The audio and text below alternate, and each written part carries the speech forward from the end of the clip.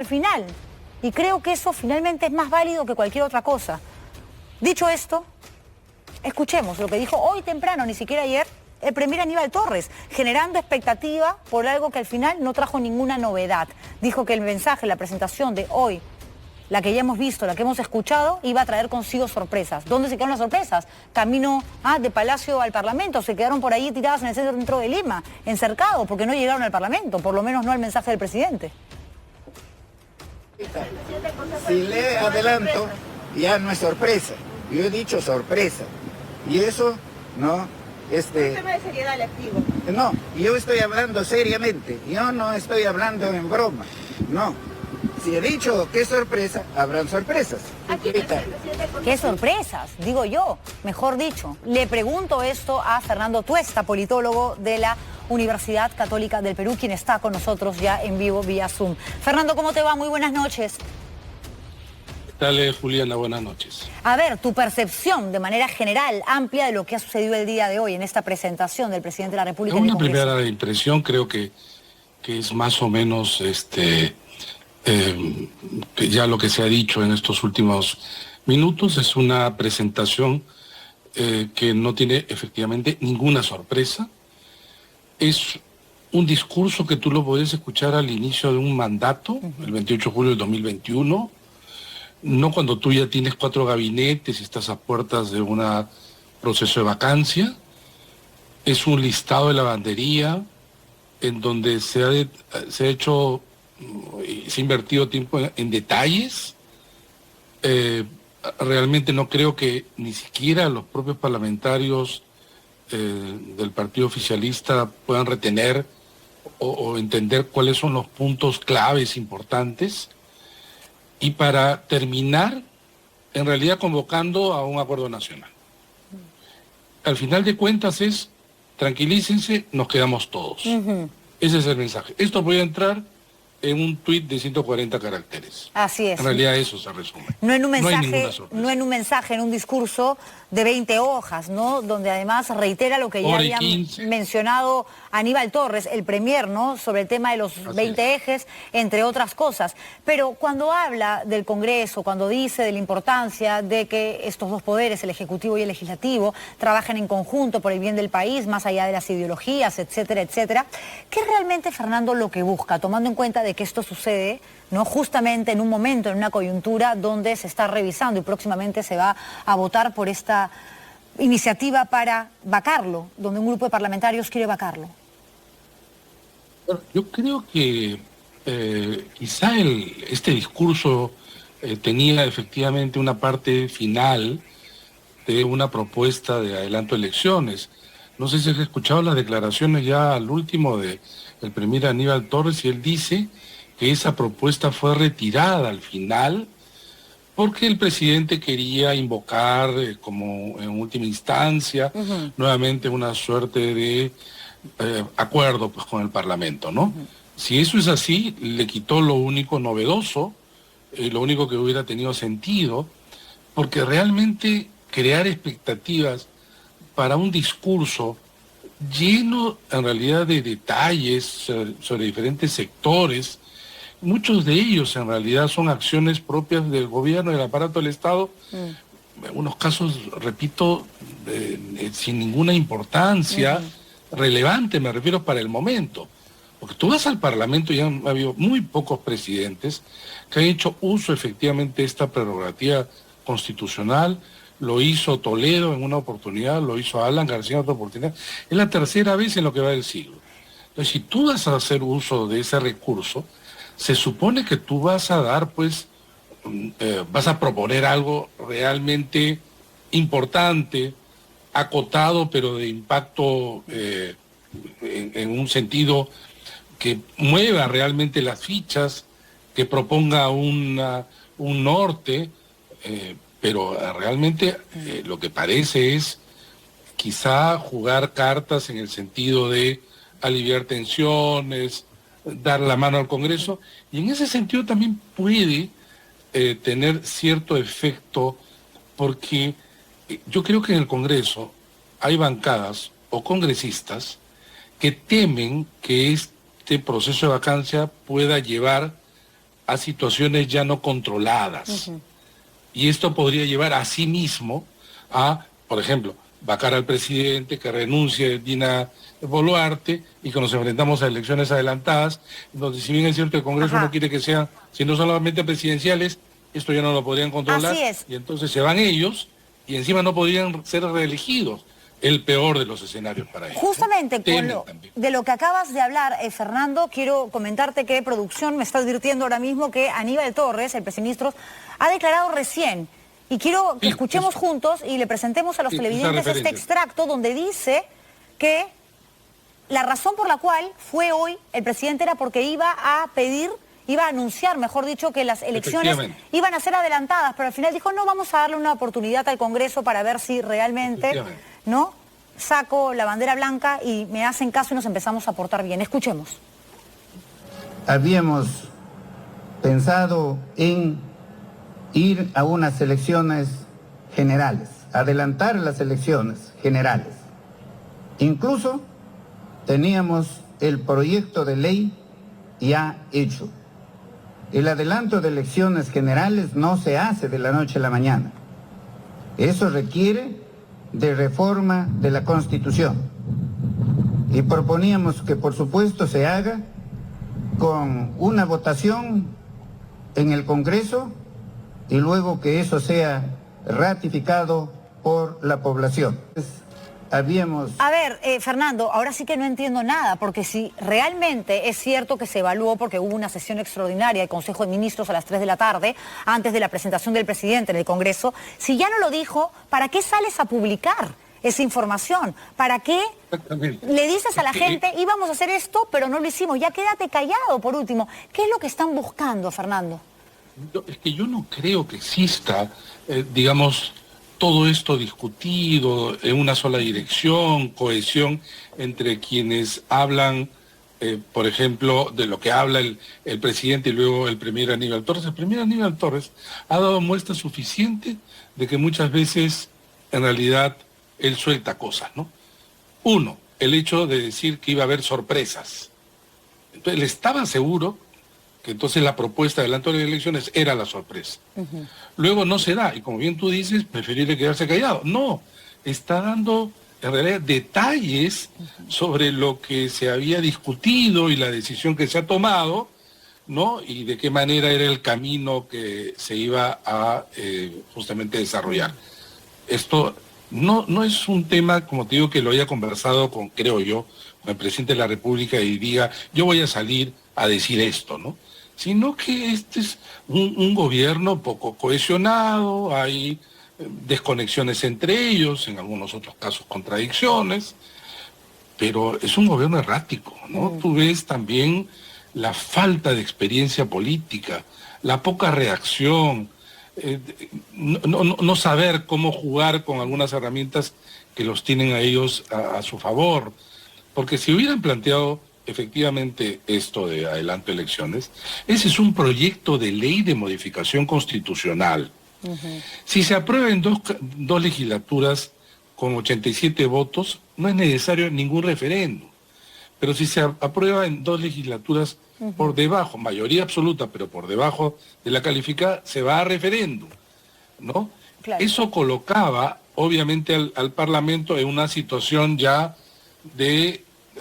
digamos, la decisión ya estaba en el Parlamento. Ajá, pero claro, Fernando, la pregunta que yo me hago ahora, después de lo que acaba de mencionar públicamente Aníbal Torres, es la siguiente: si todo parece indicar que así fue o así es, si el presidente de la República lo que buscó con esta presentación es bajar un poco la temperatura en el Congreso, ¿no?, tratar de convencer a aquellos parlamentarios donde sabe que en sus bancadas se va a dar la opción de votar a libre conciencia, ¿no?, en función a sus propios criterios, y decirles, estoy acá, quiero llevar la fiesta en paz, quiero hacer las cosas bien. Después de lo que ha dicho Aníbal Torres, el pánico de los congresistas va a ir en aumento, porque lo que no quieren los legisladores justamente es dejar la mamadera. Entonces, claro, nuevas elecciones significa nos vamos todos, me voy yo, pero también se van ustedes. El pueblo elige a un nuevo gobierno y también a un nuevo Congreso. Esto no puede ser casualidad, o en todo caso el premier no puede ser tan torpe. Bueno, hay de todo. Pero asumamos lo que tú dices. Si eso es así, efectivamente, el Congreso está recibiendo el mensaje de, mira, teníamos preparado esto, pero hemos tratado de dar un último paso en aras de la paz, ¿no? Y del acuerdo entre gobierno y oposición. Y por lo tanto, lo de la vacancia, que yo creo que además no va a prosperar porque no van a conseguir los 87 votos. En todo caso, el proceso de vacancia se atenúa, pero claro, el golpe efectista hubiera sido la propuesta de adelanto de elecciones. Claro. Si lo rechazaba el Congreso, de cara a la población, en donde rechaza a ambos, no solamente rechaza mayoritariamente al presidente de la República, sino también al Congreso. No es que la gente apoya al Congreso, el Congreso tiene una mala aprobación. Ahora bien, dicho esto, si es que la reacción del Parlamento es una reacción agresiva, de una oposición, digamos, cruda, fuerte, intensa, el presidente no necesita dar un mensaje a la nación, sino simplemente presente el proyecto de ley. Lo hizo Vizcarra. Solo que nos hemos olvidado, lo hizo en el 2019 y además, no prosperó. Además, y no prosperó. Sí, creo que estamos de acuerdo, Fernando, en que lo que pasó hoy bien se pudo concretar en Palacio de Gobierno. O sea, pudo haber emitido este mensaje, este discurso sin ningún problema o realizar una conferencia de prensa. O sea, lo que ha variado es el escenario y eso obviamente tiene una razón de ser, tiene una explicación. Sin duda. Porque sabe que está en medio de un proceso donde se está pidiendo la vacancia en el Parlamento, que seguramente no va a prosperar, pero de todas maneras la tensión va a seguir y mañana más adelante por alguna u otra razón va a haber otra iniciativa por parte de un grupo de legisladores para que él deje el Congreso, porque si estamos esperando o aspirando a que él renuncie, seguramente eso no va a pasar. Fernando, te voy a pedir que me esperes un rato porque tengo que ir a la publicidad, pero cuando hablamos acerca de salidas constitucionales, por supuesto, yo digo, si la moción de vacancia parte de la figura de incapacidad moral, ¿hasta qué punto esta es lo suficientemente aterrizada, puntual, específica, como para que proceda, ¿no? Porque más bien es abstracta y gaseosa. Eso uno. Dos, el presidente de la República no va a renunciar. La crisis, lo más seguro es que continúe y de pronto también lo más seguro es que se agrave. ¿Será la gente la que salga a la calle y pida la cabeza o las cabezas de toda la clase política? Volvemos con eso, ¿te parece, Fernando? No. Publicidad y regresamos con el politólogo Fernando Tuesta.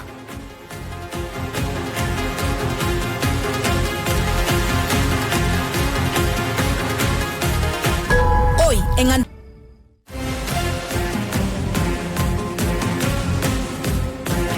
Seguimos aquí en vivo en ATV Noticias al estilo Juliana. Ayer estuvo con nosotros el congresista Carlos Anderson de Podemos Perú manifestando su malestar por lo que viene sucediendo en su tienda política. Dijo incluso que por las entradas, las visitas del vocero de esta agrupación, que es el también congresista Enrique Wong, estaba evaluando, ¿no?, si se quedaba en Podemos Perú o se iba.